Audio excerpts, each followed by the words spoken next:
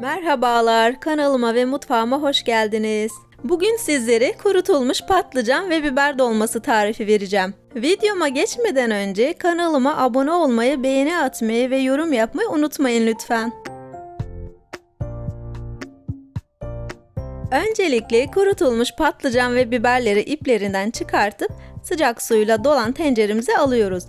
Siz dilerseniz iplerinden çıkartmadan da haşlayabilirsiniz. Daha sonra tencerenin kapağını kapatıp haşlamaya bırakalım. Biber ve patlıcanlarımız haşlanırken biz de dolmamızın iç harcını hazırlayalım. Suda ıslattığımız pirincimizin üzerine ince ince doğranmış soğanımızı ekliyoruz. Üzerine zeytinyağı,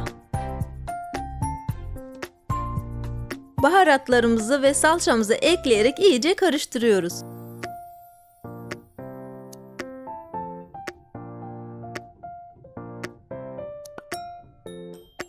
Son olarak iç harcımızın üzerine maydanozu ekleyerek bir daha karıştırıyoruz.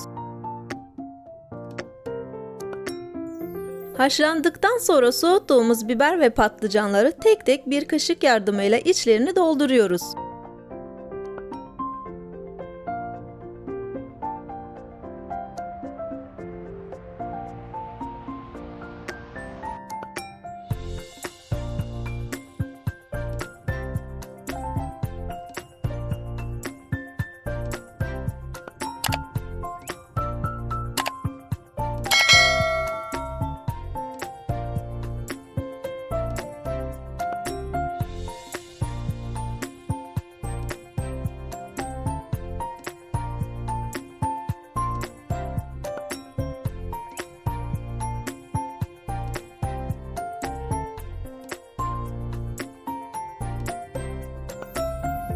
Bütün kuru patlıcan ve biberleri aynı şekilde içlerini doldurup tencereye diziyoruz. Son olarak salçalı sosumuzu bütün dolmaların üzerine gelecek şekilde gezdiriyoruz. Ardından sıcak suyu ekleyip kapağını kapatıp pişirmeye bırakıyoruz.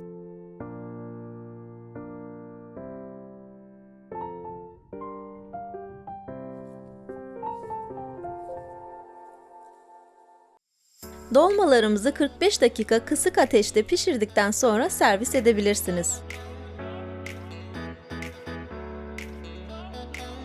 Yapacak olanlara afiyet olsun. Kanalıma abone olmayı ve yorum yapmayı unutmayın lütfen.